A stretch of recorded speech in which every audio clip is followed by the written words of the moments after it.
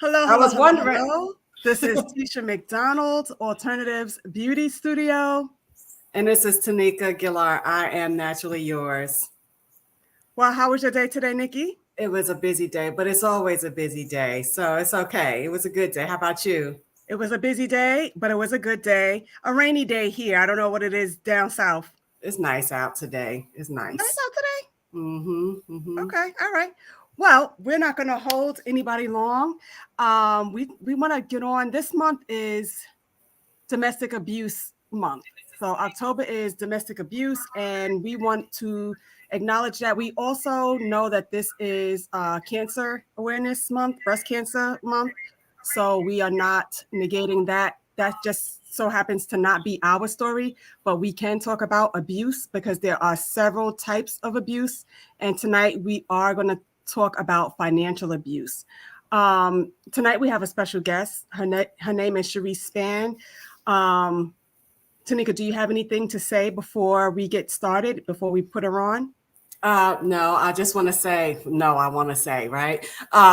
Yes, this is Domestic Violence Awareness Month and also Breast Cancer Awareness Month. But I want to speak on behalf of my special needs community. Today, I'm going to speak on visual impairment month for childhood vision loss. That's this month, and their color is white. So you'll see on Rainbow site a lot of white. For acknowledging my babies with special needs that are blind. And Thank you for sharing that. yes, A yes, little tip every week we're going to have another tip for the special needs community. We have to get the word out. yes, those are the babies. I just also would like to say we are streaming live on YouTube at Twinness, Facebook at Twinness, and right here. And This is we're missing something. Face Roku Roku. at Voice of Mhm. Promise. Roku at Voice of Promise. So we're streaming on 3 devices, guys. All right. So without further ado, I would like to introduce you to Miss Cherese Spand. She is a financial strategist. She has her own business called She Wealth, and she's going to talk to you about financial abuse, the signs, how do you get out of it, etc. And all this month, guys, we're going to be talking about different forms of abuse in different ways. How are you, Cherese? Well, how are you ladies doing today? We are Good. doing well. Thank you for joining us tonight. We appreciate you coming on with your busy life and things that happens, in life. It's a pleasure to be here. So thank you for having me. All right, so talk to us a little bit about how did you get into finances? So I got into financial services 22 years ago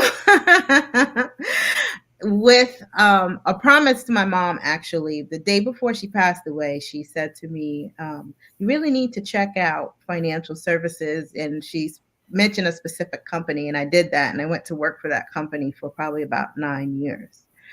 In that time frame, I noticed that there was a sector of the business that was missing, and that was marketing to women and the issues that we go through. So I decided to take my knowledge and my expertise and my life experience and create my brand, which is She Wealth. And that stands for savvy, healthy, and empowered. Because if you're sick, I don't care how much money you have or what type of career or business, if you're sick, none of it matters. So you have to get healthy from the inside out so that you can be successful and be able to help others along their journeys. And your So, job, I'm sorry, my go ahead, go Nikki. ahead, T. So you cater mainly toward women. That's what I just wanted to Yeah. stress. Mm-hmm. Okay, Nikki, go ahead. My question was just starting out. What would be your suggestions for women? What should they have in place? What staple, just in general, not talking about the topic we're going to get into, but just in general, everyday life, what do you think needs to be in place for women? So we need to be able, I always say secure the bag and or protect the purse, because if we're not able to, and we're our greatest asset, right? Our ability to be able to earn income, to be able to take care of the family and that sort of thing. If we're not able to carry on those responsibilities, then our whole world basically comes crashing down. So the foundation of every solid plan is income protection. No matter where you're starting at, no matter how much money you have, it's income protection. And how do we do that? I like that. So that is done either by having long-term, short-term disability and or setting up an account which we call living benefits. And that protects your income once we sit down with you by a certain dollar amount, either per month or annually, if you develop heart attack, stroke, cancer, or an accident with a cognitive impairment where you're not able to do 2 out of 6 of your ADL's activities of daily living. That's good to know. And I'm asking that because last year I had COVID really bad, and my sister had to come down and take care of me and help me with get my bills straight for a couple of months just till I got back on my feet. So knowing this, if y'all are catching the replay, she said we need to secure our bag and make sure our money is still working for us, even if we become ill or disabled in any way. And so that's good to know just for women in general, because a lot of times we are the primary caretakers for our family. And in a lot of cases, it's a lot of single moms. And so we wanted to touch on that. So going into our topic today, we're talking about financial abuse. And I can relate to that topic as well. But I'm going to let you talk about it, Cherese, get us started on that. And then I will come in on my end. Okay. Thank you for joining Twinness, y'all. Thank you for joining Twinness. In addition, I wanted to add an emergency fund is a must, male or female, doesn't matter who you are. Everyone should have 3 to 6 months. And as we saw with COVID, we should have almost up to a year of living expenses set aside just in case anything happens, because we never know, from day to day what can happen. That is true. However, and then we're going to go into the topic, but how does one, if you just live in paycheck to paycheck, that's kind of hard to set up a 6 month to a year. Give us just a nugget on how you can do that. So the first thing we do is sit down and review so if you are a W-2 employee, we review your paycheck. A lot of people don't even have their deduction set up properly, so they're paying too much in tax during their weekly or biweekly payment. If we can reduce that, we look at your spending habits, maybe leave out a few of those lattes a week and stuff like that, so that we can get the accumulation going. I don't try to starve people, because that's no fun. They're like, here she comes talking about I got to give up my Starbucks. That's my joy. But certain things that are done that incrementally that we do add up so quickly. Yes. $5 a day is $150 a month. That's a lot. Girl. And, people spend $20 a day. Girl. And it's really my teenage son. And I just told him today, I said, this is going to cut out. He's 17. He just got a job. I'm like, now this junk food that you like so much, that's going to be on your dime, because I can send him 20 today, 25 the next day. I'm like, that's too much money going out just for you to eat junk. It adds up so quickly. And I always tell my clients, how do you eat an elephant? One bite at a time. This is not something where you should have a large pile sitting somewhere. If you're able to save, even do half of what you're doing, and you're able to save $300 a month, right? At the end of the year, you got $3,600. See how you broke that down so simply? Yeah. See how you broke that down so simply? Because I'm just going to tell you right now, I just gave my kids $50 because I refused to come home today and cook dinner. Right. And they ate out yesterday. So it's not like, it's bad. It's pretty bad. But then let's get into it now. Let's get into it. Okay. Sometimes you have to think about, we call dollar cost averaging. Okay. How much do you earn per hour? Is it worth it for you to really just think about it, to cook sometimes? Sometimes it's not worth it.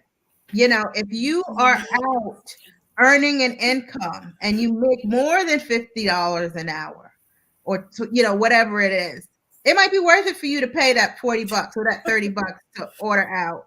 so that you can complete what you're doing. I mean, we got to switch our mindset a little because times have changed. As women, we're running businesses, we're working, there's dual incomes in the house. Sometimes there's only one, sometimes you're the dual income. So it just depends on the person. And I'm like, I don't, back in the day, they used to say for your budget, the quickest way to blow your budget is eating out. Well, guess what?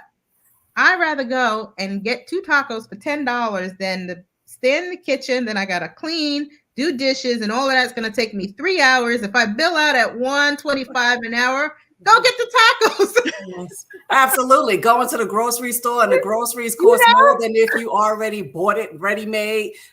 I'm with you. But anyway, we're going to talk about financial abuse in domestic situations. So tell us about it. Why is it important for us to know and protect ourselves? What are some signs that mate or partner is trying to take advantage of you financially?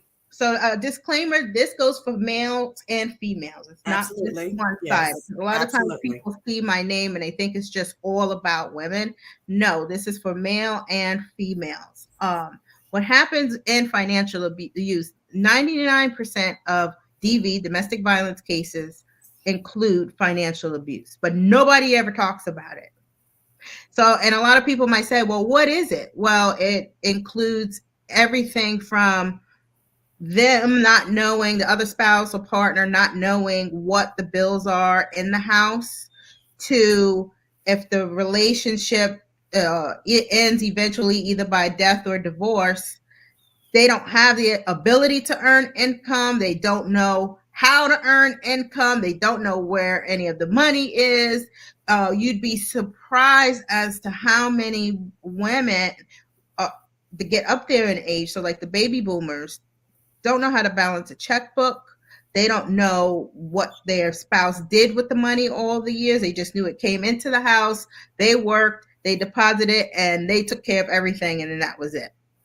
And that's a scary place to be, because even as a person, me knowing about money and knowing about funds, when I went through my divorce, I went through financial devastation because I figured that I had a spouse, we were going to be together for life, and that this was our retirement plan. This is how we had things set up. But then once I shifted from 2 incomes to one. No, actually 2 incomes to 1 income to none, because at that time I wasn't working. I was taking care of the house, and thinking of what was going to be provided to me, and then that being snatched away was the scariest thing that I have been through in my entire life. And it caused me to go through a nervous breakdown, because I'm like, I still have the same expenses I had when I was married. I still have, at that time it was rent and car and insurance and all of this other stuff. And now that income is not being provided, which was very, very scary. And then to add insult to injury, it was like I was locked out of everything. So nothing is attainable until everything is settled. So now when I'm talking through the process with couples, I stress the importance of them knowing, having an open book, being honest. Like when you're dating or before you move in together, talk about it. How much do you earn? How much is mortgage? How much is rent? How much is car payment, insurance? How much do we spend on food?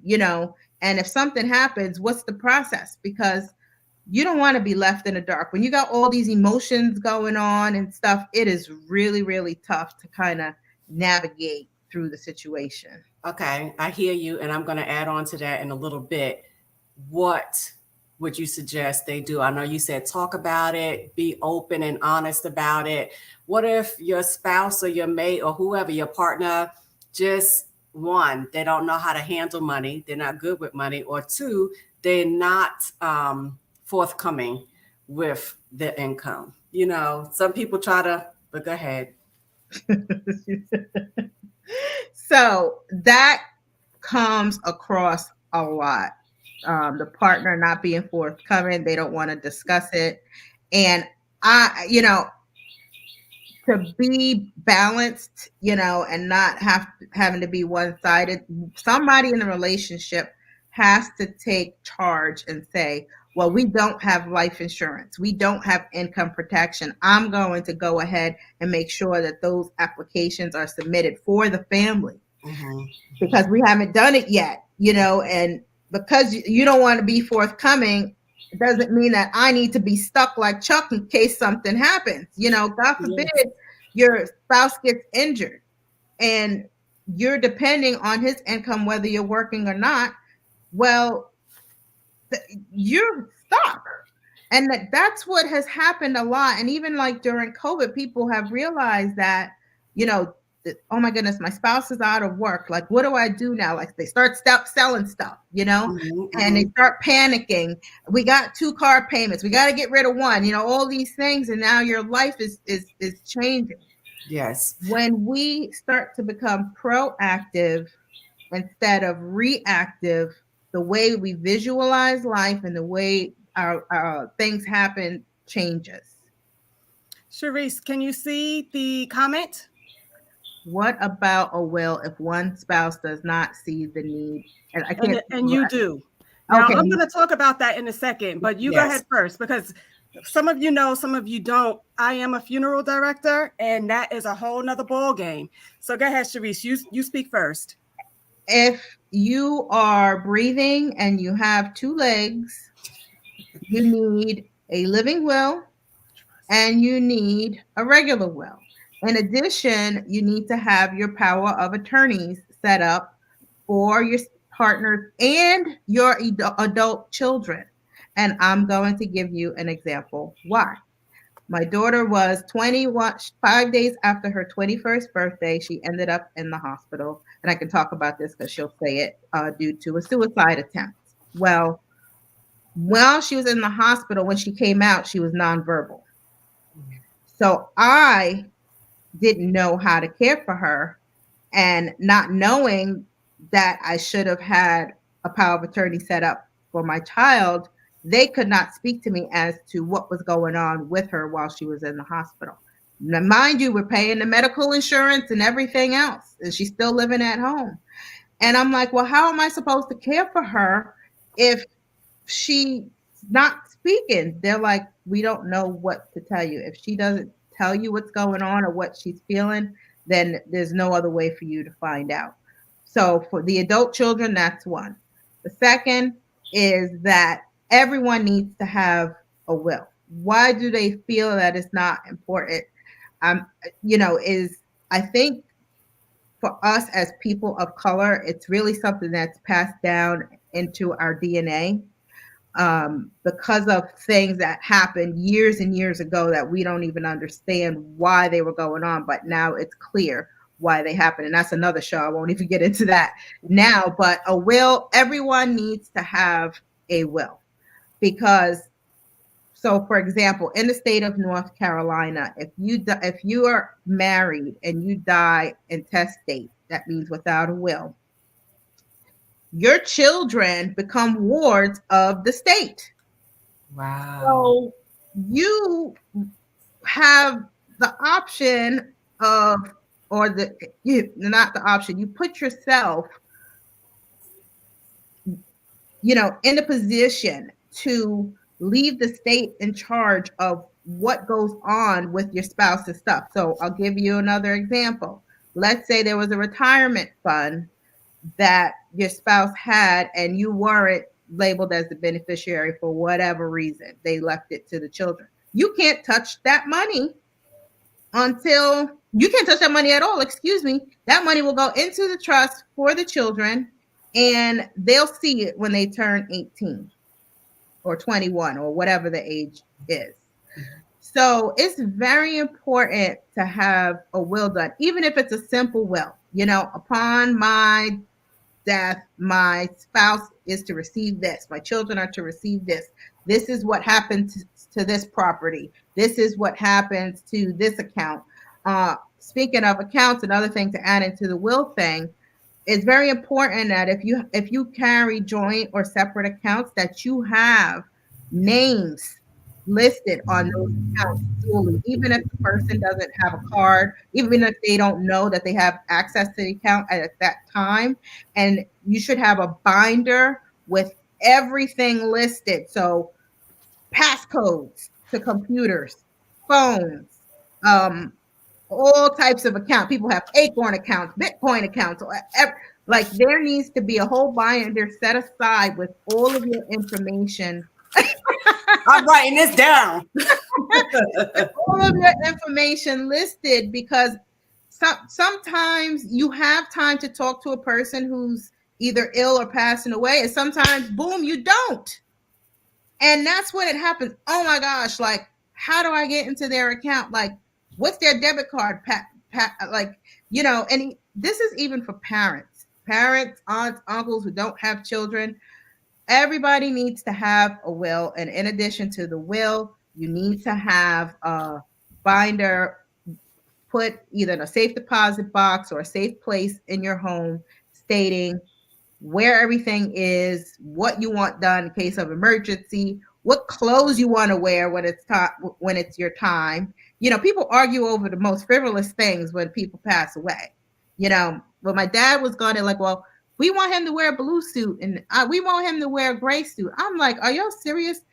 I'm just trying to make it through the day. You know what I'm saying? So when it's written out, it makes it a lot easier. And if the other spouse doesn't want to, you take the initiative and make sure that your stuff is set up for your family. And then once they see that, they normally go ahead with the program.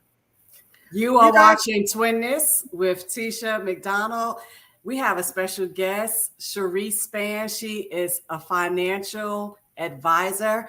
Her specialty is women and getting their finances in order. I don't know if we're going to make the topic today, but we have been weaving it in and out on what women and men should be doing to protect themselves from financial abuse and preparing for their demise or their future. My name is Tanika Gillard. And so, Tisha, you can take it. Yes. Thank you so much, Cherese. Again, we are streaming on YouTube and we are on at Voice of Promise. And the question came up, what about a will if one spouse wants it and the other one doesn't? So I'm going to tell you. So I graduated funeral service in 2019 and you'll be surprised. And Cherese, what you said as far as the funeral and having your clothes ready, my mom died 2 years ago. Let me tell you something. She had everything done to the T. The only thing I had to do is put her gloves on. She had her hat done. She had her clothes laid out. She had everything. She had, for Christmas, she sent all of us Do Not Resuscitate. That was our Christmas gift. Do Not Resuscitate. Death was never something that was like taboo in our house. My grandmother would talk about it all the time because she said, I'm not going to be here forever. I want you to know this, that, and the other. Right. So we knew. And so when people ask me, why would you go into funeral service? Why not? It's not a problem with the dead. It's always a problem with the living. But she had everything. She had her plot paid for and everything. And when I was in school, we learned that back in the day, everybody had enough insurance for their funeral expenses. Today, nobody has anything for their funeral expenses. And that's why today funerals are requiring you to pay everything up front. Because then they get stuck, you ordering this casket and all of this, and you can't afford it. And then they don't get paid. So they're stuck. But anyway, and funeral homes don't like to have to sue a client, but they will, Why should you have a will or what should you do? Now, my husband and I, we've been together 23 years. I still don't have a will. And I keep saying that we need to get it because we own several properties. And if something happens to us, I'm telling him, he just finds, and most like what you touched upon, Cherese, is Black families. Now I know better. And I'm saying, Walter, we need to get this together. I own a business. I'm ready to open up another business. We have several properties. If something happened if we both were in a car accident, what's going to happen? So, yeah. And then in the state of Pennsylvania, you can buy, a woman or anybody can buy a home without their spouse's signature, but you cannot sell that home in Pennsylvania without the signature. I'm like, how is that? You can buy a home singular, but you can't sell it if you're married. I'm like, these rules, these laws. Crazy. And in my area now, I live in Delaware. We're in a deed restricted area. So if my name is not on the deed, when he dies, I don't get the house because it's a deed restricted. So you have to know your laws in your states. Right. In New Jersey, you don't even have to go to a lawyer to have a will. They will take a handwritten will if it's notarized. Sometimes you don't even need the notary. So you could just write down what you want done. You don't necessarily have to go to a lawyer and pay all these fees. However, you want to do that, but you also do need that power of attorney. You need a living will. I'm all about the trust, because if your stuff is in a trust, then nobody could touch a thing. That's right. Okay. Talk about it, Cherese. We're not talking to me. We're here. One second. Okay, I need to touch on it real quick as a special needs parent. I always have to touch on it as a special needs parent. That was one of the things that I had to get in place for my daughter. I don't know if y'all know, but I recently got divorced, and that was even a judgment in the divorce. But I had my will done way before. So the person, Angelique, asked the question, what if the spouse doesn't see the need? I had my will and trust set up while I was married, and I didn't let him know I was going to meet the attorney. I told him after I did it that I did it. And the reason why, my daughter, I'm a nurse, most know, and my daughter has a lot of disabilities. She has a lot going on with her.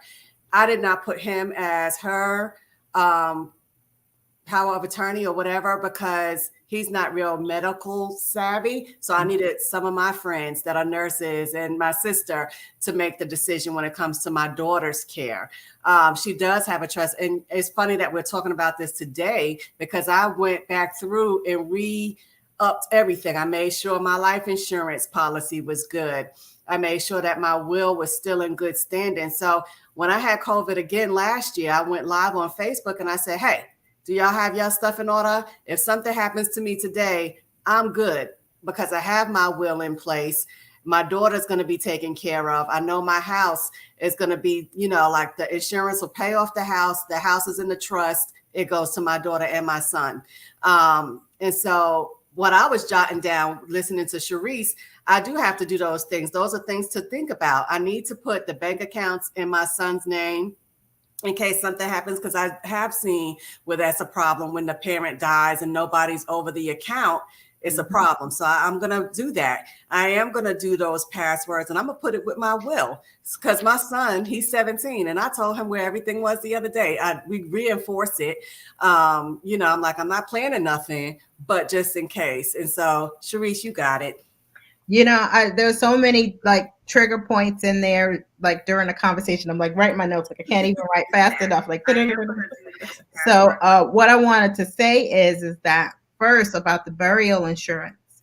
The reason why back in the day, a lot of us had burial insurance because that was all we were allowed to purchase by law.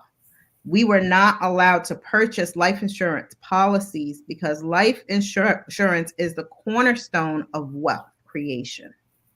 So we were only allowed to purchase $10,000, $15,000 worth in case something happened, which was a good thing, but it put us behind the 8 ball financially. And that's why we have this huge wealth gap. Topic for another show. Cherese, you're into the whole life insurance though, right? I'm into everything. Okay, go ahead. Sorry. Term, I'm into index universal life, and then we're also into whole life depending on what stage a person is in their life because they're built for different stages of life and different stages of wealth. Yes. Okay. Second thing is if you have property, forget about passing away. God forbid you get sick and you need care. They will spend you down. So if you need to go into, a type of assisted living, even before you get older, let's say there's an accident and you can't walk and you need care or you can't talk or something like that, and you're in assisted living, they're going to look at your assets as a whole. And for certain jobs, they only carry your benefits for a certain amount of time and then you're cut off. So then after that, they start looking at, well, what can we attach to? So I have a client whose spouse got very sick before they passed away. Well, the marital home, the home that was left, they wanted to attach the final bill from the nursing facility to her as a lien on the property. And imagine you just spent years with your partner being ill, and now they passed away, and now you got the facilities like, oh, we're sorry, but you owe this money, and now if we're going to put a lien on your house if we don't get it. And it's kind of like, okay, you exhausted Medicare and all these other things, which is confusing on top of everything else, and now you got to think about this lien. So it is very important to have yourself. You have a business, we're getting into another topic. Your business needs to be protected, right? And then the protection needs to have a protection, which in addition is a trust. So when it's time to transfer those assets, it's transferred without all the craziness and nonsense going on. It still includes a will. It still includes the power, like all those things are little steps that graduate into the large step. All right, back to financial abuse. Yes. Okay. Go ahead. No, I know I don't share everything with my husband. He doesn't know everything, but he knows a lot of things. But like I've always been taught, women should have their own separate. And so he knows I have separate accounts, and we don't share an account at all. We don't have a pool where we pay bills out of one account. We don't do that. We have never done that. And again, we've been married 23 years and it works for us. Right. He pays the mortgages, and then I pay whatever else. So the electric bill, the cable bill, the kids' clothes, whatever it is, right. I get that. But and that's the way we've always worked it. We don't share accounts. Mm-hmm. And some people find that to be kind of odd. No, we don't pool our money. We've never pooled our money. So this way as well. And we're not looking at divorce anytime soon or anything like that. But if it were to come down to that, we both have our own, and that's just the way we've always set it up. I'm the same way. Well, I had an attorney that said that you shouldn't combine all your stuff like that when I got married. And so I was happy that I listened to that advice for this particular relationship, because I didn't know that he was in thousands of dollars in debt with the IRS. And if my name and accounts was attached, they would have come for me.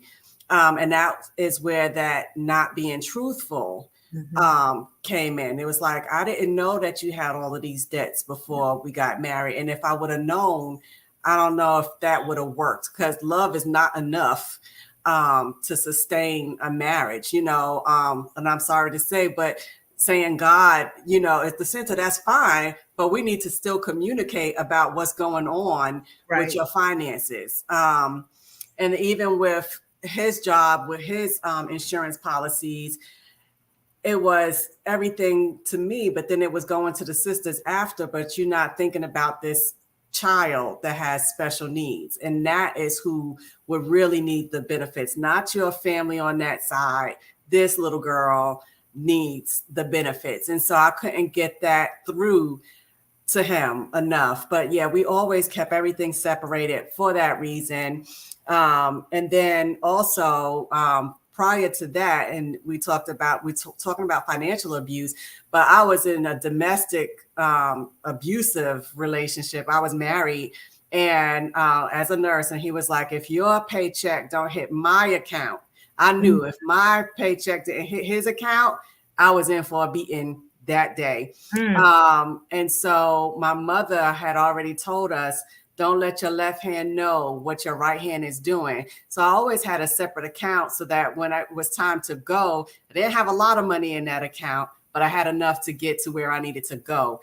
And so that's kind of hard right there. And so just knowing to have a separate account for reasons like that. And that's how I never mixed and mingled anything else with anyone. Right. Which is very important. I mean, each relationship is different. So it depends on what works for that particular couple. Even in my marriage, we had our separate accounts and then we had a joint account. So if a check comes in or whatever, vice versa. He would be able to deposit it. I would be able to deposit it. It wouldn't be any issues as far as that is concerned. But when it comes to getting things set up, all these questions always come across social media, and my answer is prenup, prenup, prenup. Or automatically people think a prenup is for divorce, and it's not even just for that. It's for things that can happen during the marriage, Right. especially when you have a business. Give you a perfect example. If you have a business or your spouse has a business, right? Maybe you don't know what's going on in the business. Something happens to them. What is your role? Are you supposed to take over? Is the partner supposed to buy you out now that your spouse is not there? Like, there's so many different variables that can go on when we are commingling funds, commingling business, commingling properties. And in the end, like, nothing matters to the court except for what's in black and white. Mm-hmm. That's it. And that's the lesson I learned through my divorce. I'm like, well, he told me, they're like, doesn't matter. Doesn't matter if you was pushed down a flight of steps, your neck was broke, your arm, your leg. None of that matters. What matters is what's in writing. Yeah. And that's what they go by. So we have to make sure that everything is documented. Having our separate savings is uber important on the side. And it's not that you're hiding it or anything like that. It's just like, I got this account. This is my account for my stuff. If you had an account for your stuff, that's cool. I'm cool with that. Mm-hmm. Well, there's no qualms about that. But we need to make sure that both of us are secure in case of anything. You guys are watching Twinness. We are talking financial abuse or financial stability. Let's put it that way, because we want to get stable in our finances. Could you, Cherese, give us your website, your information, that way people could contact you if they needed to? Oh, absolutely. So my website is www.shewealth.net. www.shewealth.net. And the number attached to it, I'm sorry, is 484-222-3050. Do you help people all over the nation, or do you specialize in one area? That's what I was just getting ready to say. I'm licensed in 10 states. So I'm licensed in the tri-state area, Delaware, Maryland, North, South Carolina, Georgia, Texas, and Florida, and Alabama. Alabama? Yes. Okay. That's where I am, you guys. Okay. In case you didn't know. And I'm only asking because I want the business to be protected with the business, and the business with the trust. Yes, I'm just saying. Absolutely. We were talking about financial abuse, but it ended up just being just really good financial sound advice with a twist, a little tinge of financial abuse. And we are just so happy that Cherese was able to spend some time with us tonight. And we want to say thank you because we know you have things going on. We appreciate your time. Tanika, did you have anything to say? I'm sorry, I cut you off. No, but I'm going to get the information just in case I need to, harass you later. No problem. The trust on top of the trust. Yes. And I want you guys to know that I did put in the chat prior, Cherese Spand, shewealth.net. And I have the 570, Cherese, 570-856-0395. That's my direct cell. Oh, excuse me. She gave y'all her direct cell. So if you need any information, maybe a consultation or something like that, you can call her, hit her up, because I know I will probably be hitting her up because I have some things that need to be done. Yes. I have some things that need to be done. Cherese, do you have any last words? Yeah, I want to say, don't feel overwhelmed, because a lot of times we talk about these topics and people get scared. They're like, that's a lot. I'm not ready yet. I'm not sure. It doesn't cost anything to have a conversation, to get recommendations, to have a second opinion. Maybe you got some stuff set up already. Let's take a look at what you have going on and see if that's the best route for you. And at our firm, I handle everything from debt, budget, and credit, all the way to estate planning and legacy succession. So if you're anywhere in between any of those lines, we're able to take a look at your scenario. And don't feel like I don't have, $200,000 or $300,000. Nobody wants to talk to me. That's not true. We will welcome you with open arms and have a conversation as to what you're doing and what needs to be done. Do you have a physical location? I have a physical office. It's in North Carolina. Okay. So when I travel, depending on what state I'm in at the time, I'm able to meet with clients one-on-one if they want to meet one-on-one. But otherwise, we do virtual visits over Zoom, online, and then telephone conferences. Thank you for making that clear. I appreciate that. Nikki, anything? No. Okay, guys, we want to say thank you for watching. We again want to say thank you to Cherese for being here tonight. Next week, we are talking about physical abuse, guys. This is Abuse Awareness Month, and we are going to talk about domestic violence next week. Tanika is going to share some of her personal stories with domestic abuse.